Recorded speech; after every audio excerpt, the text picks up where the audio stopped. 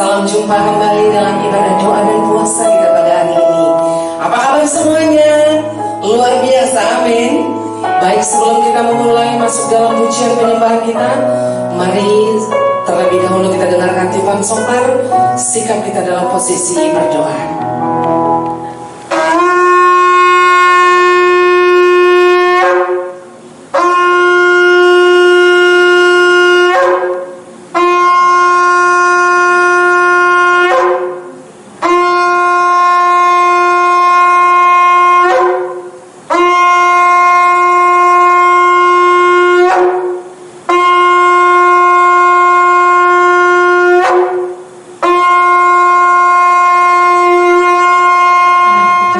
Di dalam doa. Bapa Surgawi yang kami sembah, kami tinggikan, kami muliakan, kami minta syukur kepadamu Bapa. Pada saatnya ini kami akan memulai ibadah doa dan puasa. Kami percaya Engkau ada dalam ibadah ini, dan kami bermohon kepadamu Bapa, tutup bungkus kami semua dengan kuasa darah Yesus. Semua yang bertugas, semua yang meniup sopar, doa pembuka, doa syafaat, doa penutup, yang mendaburkan firman-Mu Bapa. Tutup bungkus kami semua dengan kuasa darah Yesus. Begitu juga dengan peralatan-peralatan yang kami pakai Bapa. Engkau yang campur tangan, sehingga ibadah doa dan puasa ini mulai dari pertama, pertengahan sampai selesai berjalan dengan baik. Terima kasih Bapa. Di dalam nama Tuhan Yesus kami berdoa dan ucap syukur. Haleluya. Amin. Baik, mari kita bangkit berdiri, kita mau bersorak-sorai dari Tuhan. Kita percaya bahwa Tuhan Yesus kita baik dan sangat baik. Amin. Dengan semangat kita naikkan pujian ini bagi Tuhan.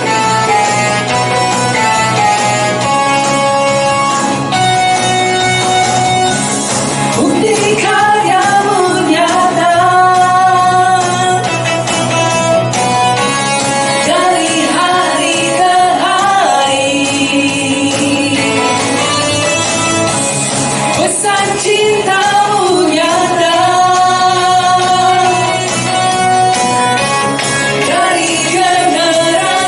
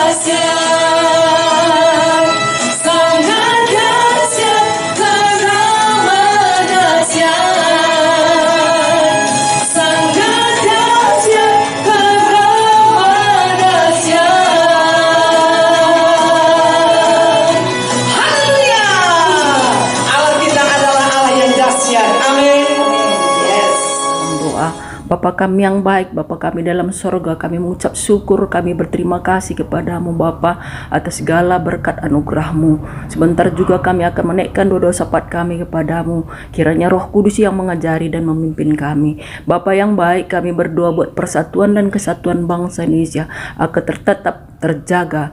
Tuhan, kami serahkan bangsa Indonesia ke tangan pengasihan-Mu. Pemerintahnya juga tetap kuat dan kokoh Bapa, atas perlindungan kasih karunia-Mu dari Sabang sampai Merauke, dari pemerintahan pusat sampai daerah.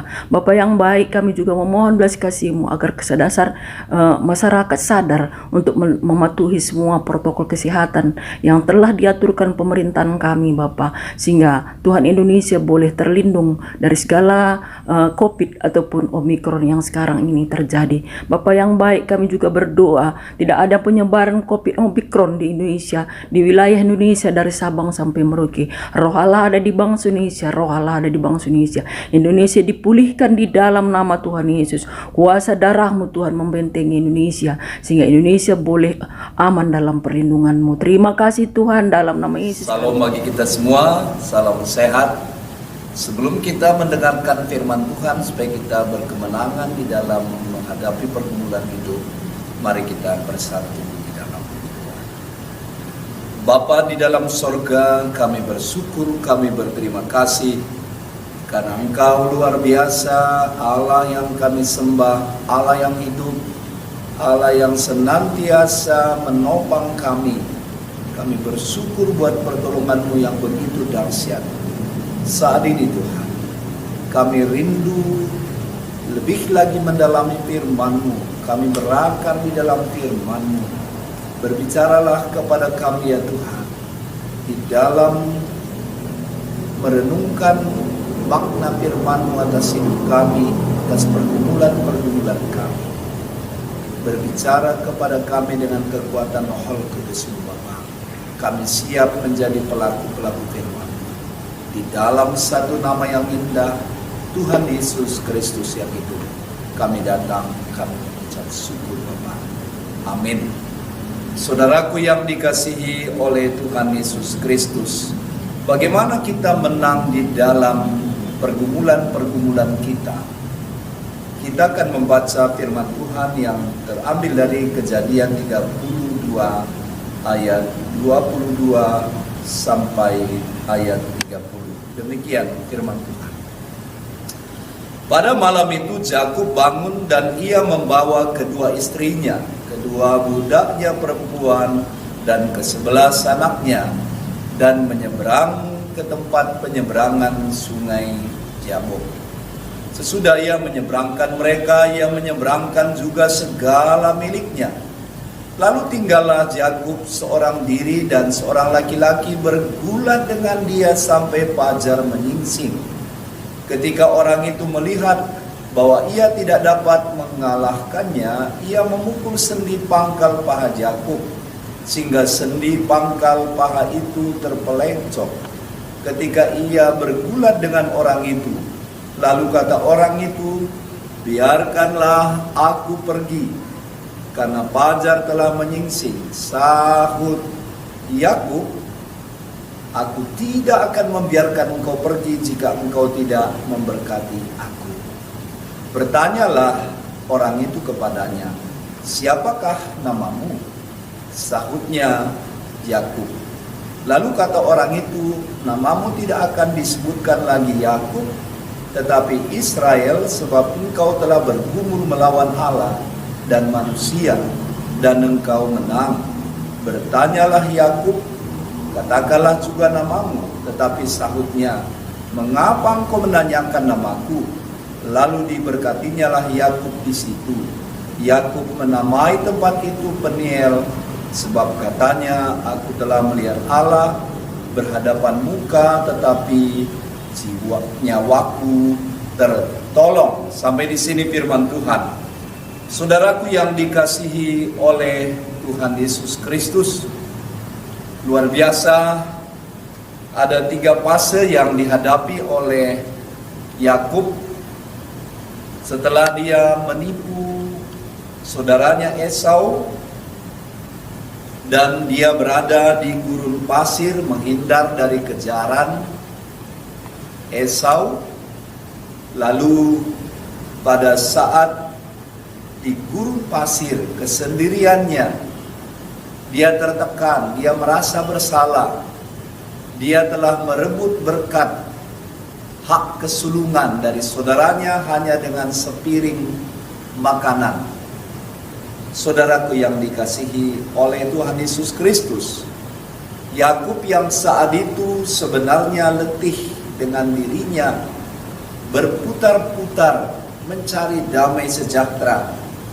Dia tenggelam dengan dirinya, dengan mengandalkan otaknya, mengandalkan tipuan-tipuan yang dia lakukan.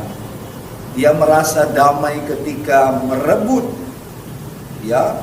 berkat atau melakukan cara-cara dengan yang tidak layak, mengambil alih, itu artinya menggantikan saudaranya, mengubah hak kesulungan. Ini yang tidak diingini oleh Tuhan. Saudaraku yang dikasihi Tuhan, dalam situasi ini, ketika hatinya tidak damai, dia mengambil keputusan berangkat bersama-sama keluarganya, membawa semuanya, anak-anaknya, hartanya, lalu dia pergi ke Sungai Jabok. Dia berangkat ke Sungai Jabok. Dan dia menyeberangkan semua miliknya. Lalu dia tinggal sendirian. Dia tinggal sendirian. Apa artinya Yabok? Kata Yabok ini berarti mengosongkan diri. Kata mengosongkan diri, segala egois kita, segala keakuan kita, segala dosa-dosa kita, ini direnungkan oleh Yakub dengan sendirinya.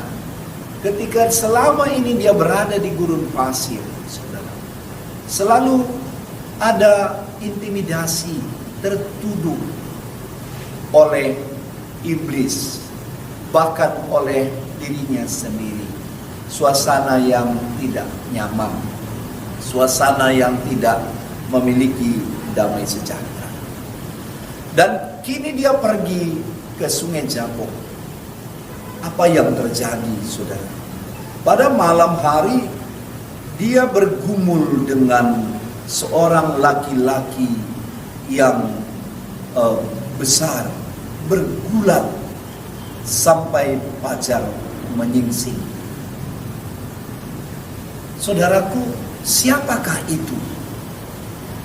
Kalau dikatakan di dalam Alkitab, itu adalah pemimpin bala tentara Allah, atau wajah Allah yang disebut oleh Yakub nanti tempat itu adalah Peniel. Ketika dia mengosongkan diri di Peniel, disitulah dia bertemu dengan Allah. Dia meninggalkan semua kejahatannya, meninggalkan semua masa lalunya, meninggalkan keegoisannya, sendiri bersama Tuhan. Dia bergumul, dia bertemu dengan wajah Tuhan. Saudara yang dikasihi Tuhan Yesus Kristus,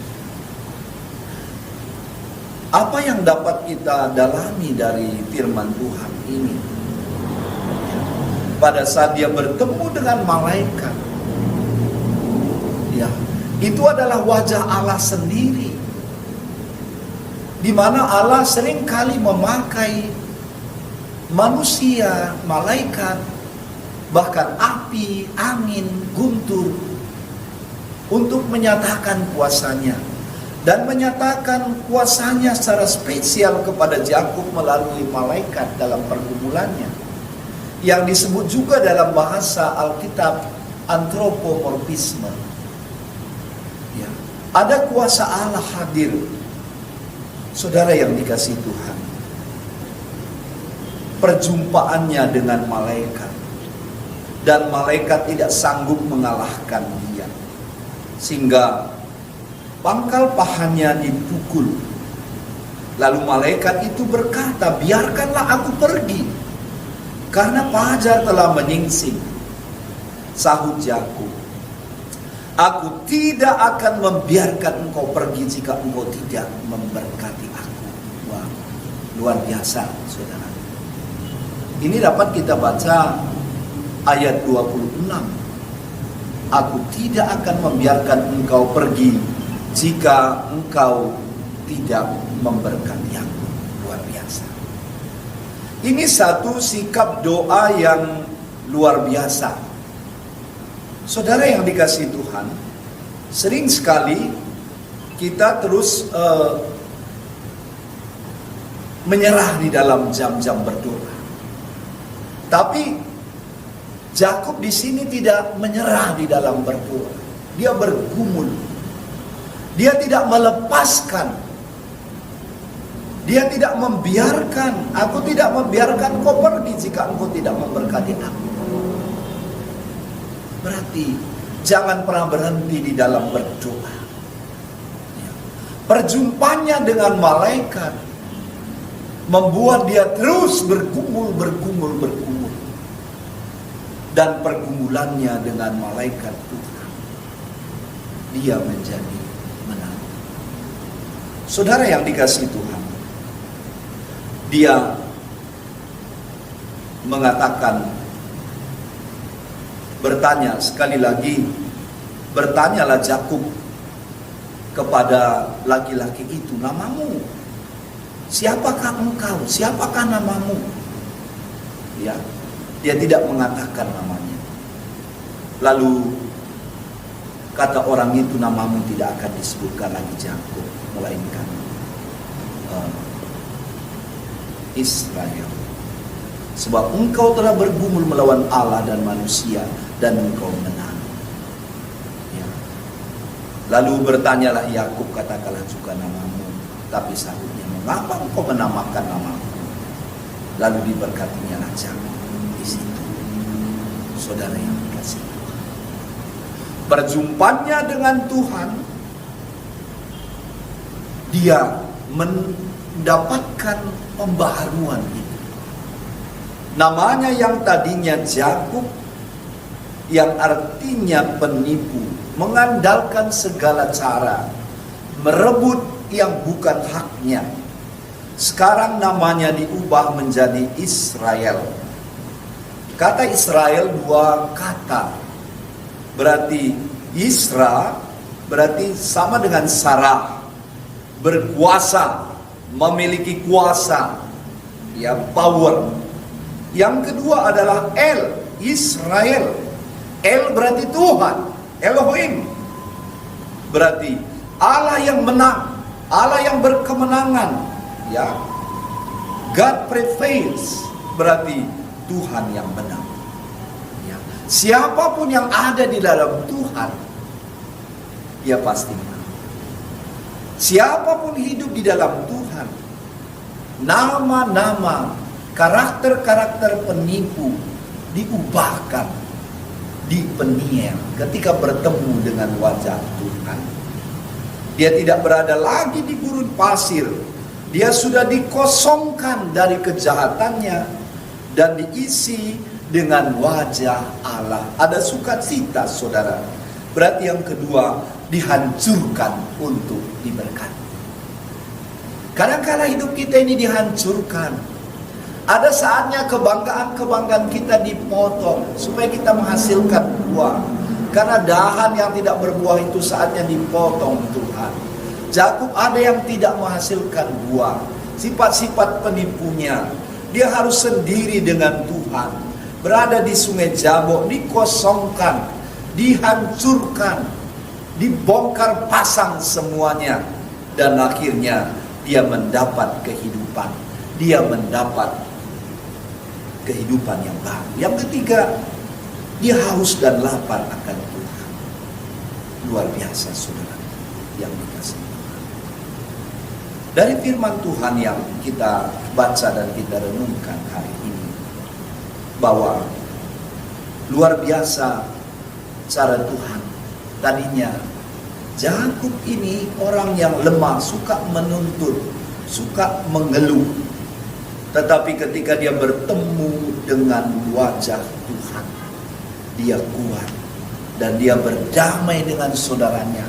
Dia meninggalkan semua egoisnya dan saat ini hidupnya menjadi baru. Saudara yang dikasihi Tuhan, hal-hal lama ketika kita biarkan Roh Kudus bekerja dalam hidup kita, dan itu mengubah kita menjadi baru. Ya, itu yang mengubah kita menjadi baru, saudara. Mengapa saya katakan seperti itu? Kalau kita baca di dalam Mazmur 46 ayat 2 sampai 11, Allah itu bagi kita tempat perlindungan dan kekuatan, sebagai penolong dalam kesesakan yang sangat terbukti. Sebab itu kita tidak akan takut sekalipun bumi berubah, sekalipun gunung-gunung goncang di dalam laut, sekalipun ribut dan berbuih airnya, sekalipun gunung-gunung goyah oleh geloranya. Kota Allah kediaman yang maha tinggi, disukakan oleh aliran-aliran sebuah sungai Allah ada di dalamnya. Kota itu tidak akan guncang, Allah akan menolongnya menjelang pagi. Bangsa-bangsa ribut, kerajaan-kerajaan guncang yang memperdengarkan suaranya, dan bumi pun hancur. Tuhan semesta alam menyertai kita, kota benteng kita ialah Allah. Pergilah, pandanglah pekerjaan Tuhan yang mengadakan pemusnahan di bumi, yang menghentikan peperangan sampai ke ujung bumi, yang mematahkan busur panah, menumpahkan tembok, membakar kereta-kereta perang dengan api. Diamlah dan ketahuilah bahwa akulah Allah, aku ditinggikan di antara bangsa-bangsa, ditinggikan. Saudara, kalau kita tarik makna dari firman Tuhan ini, ada 3 fase juga yang kita alami seperti Yakub. Ada fase gurun pasir. Kita berada di dalam suasana sepi, panas, seolah-olah Allah itu tidak hadir, kesendirian, panik, menangis, merasa hidup ini kosong. Jangan pernah berhenti, saudara. Kadang-kala hidup kita dihancurkan. Ada sesuatu yang kita senangi, diambil. Ibaratnya bunga ini sesuatu yang sangat indah, ya, sangat indah bunga ini. Ada saatnya diambil Tuhan, supaya Tuhan dapat menggantikan hal yang baru, yang lebih indah lagi, saudara. Ada saatnya Tuhan mengambil yang sangat kita sayangi, dan supaya saat itu Tuhan akan memberikan kesempatan, memberikan yang lebih baik lagi kepada kita. Tapi kadang-kala kita hanya menatap pergumulan itu. Kita hanya memandang persoalan itu dengan kacamata kita, dengan kacamata pembesar.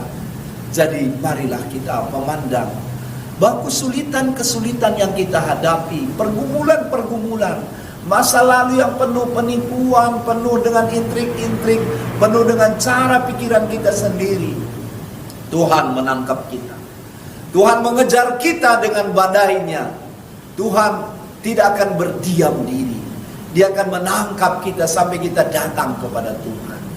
Sampai Tuhan mau mengubah karakter kita dari Yakub modern menjadi Israel yang baru. Menjadi gereja yang baru. Menjadi anak-anak Tuhan yang diubahkan. Sehingga kita selalu haus dan lapar akan firman Tuhan. Kita akan berkata, semua telah berlalu, dan aku tahu Yesus jamah ku menjadi baru. Maukah saudara pergi ke Sungai Jabok? Maukah saudara sekarang berada di Peniel, dikosongkan diri kita, bertemu dengan Tuhan, dan kita katakan, aku tidak akan melepaskan Engkau Tuhan. Aku tidak pernah mau berdiam diri, aku terus berdoa. Aku tahu bahwa Engkau sanggup mengubah air mataku menjadi mata air. Aku tahu Engkau sanggup mengubah penderitaanku supaya aku boleh menjadi berkat dari firman Tuhan yang kita renungkan dan kita baca hari ini, bahwa tidak pernah sia-sia doa kita, tidak pernah kosong doa kita. Mari kita ikuti proses Tuhan, bukan proses kita. Mari kita ikuti agenda Tuhan, dan jangan pernah melarikan diri dari Tuhan, karena Tuhan pasti mengejar kita dengan badainya. Artinya kita tidak tenang, kita dihakimi, saudara. Kita merasa tertuduh sebelum kita datang bertemu dengan wajah-wajah Tuhan. Dan akhirnya wajah Yakub itu yang penuh dengan wajah penipu, wajah yang panik, wajah ketakutan. Sekarang ada wajah Tuhan yang sangat luar biasa. Bapak saudara memiliki wajah yang penuh kemuliaan Tuhan. Datanglah kepadanya, tinggalkan dosa kita, jangan merebut hak orang lain. Biarkan dengan apa yang diberikan Tuhan bagi kita, mari kita bersyukur. Tuhan memberkati kita di masa-masa suasana sekarang. Pandemi belum selesai, mari terus kita berdoa, mari terus kita memakai protokol kesehatan. Mari kita berdoa. Terima kasih Bapa, Engkau luar biasa baik.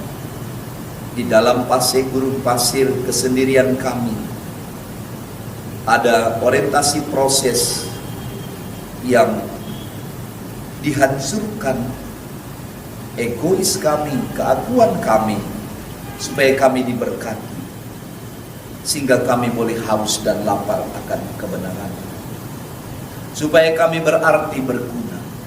Rancanganmu tidak pernah gagal, tidak pernah berhenti. Akhirnya kami akan berkata, kini mataku melihat Tuhan. Aku tidak akan melepaskan Engkau sebelum aku diberkati. Inilah menjadi semboyan kami di dalam hidup.